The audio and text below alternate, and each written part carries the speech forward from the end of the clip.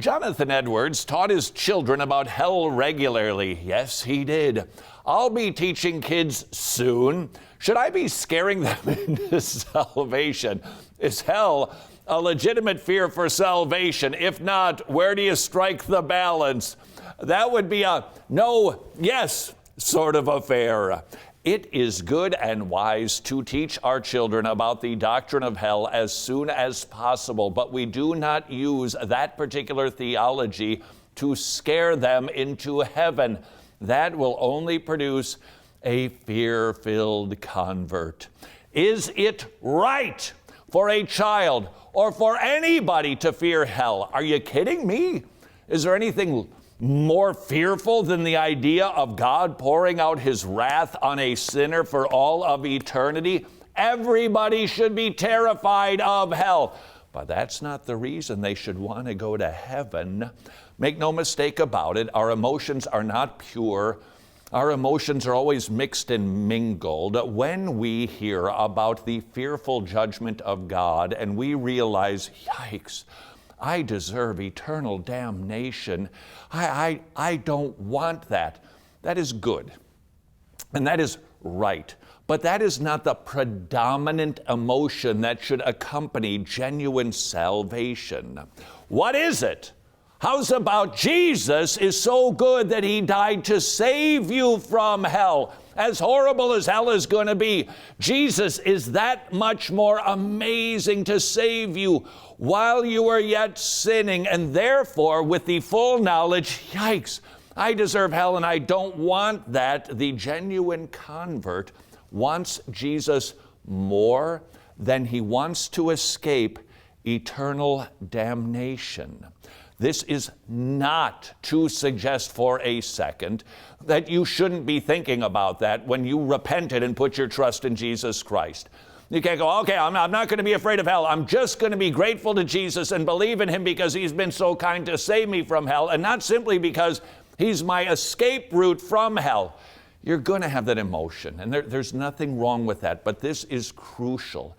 While we should fear hell, the true converts desires the one who rescues them from hell. Do you hear the difference? It is crucial. One produces a fear-filled convert, the other produces a tear-filled convert. When we see that Jesus suffered hell on my behalf, it is so true. I want to get out of that fiery pit. But more than that, I want to be with the one who redeemed me from the pit. I want him. I don't want that, but I definitely want him. That is the heart of the genuine convert. And so it is good and right to teach children and adults about the doctrine of hell as quickly as possible, and to be reminding them that they deserve that as sure as they are breathing. But the good news is Jesus died while you were yet damned. Don't you want that one? Don't you want somebody that good? Don't you want the one who loves you enough to die for you? Mom and dad, teach your kids about the doctrine of hell, lickety-split, but don't use it as a cudgel. Don't use it as a control mechanism. Hey. Keep doing it. You don't want to go to hell, do you? You remember how bad that is? You want some weeping and gnashing of teeth? Now go clean your room. It's not how we teach the doctrine of hell. We teach it because it's real.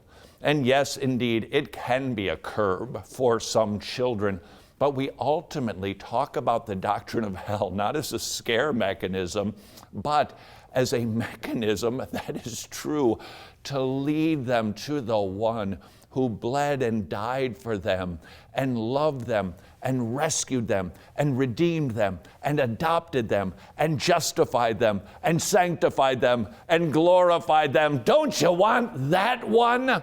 That is how we should be talking about the doctrine of hell, whether it is with children or with adults.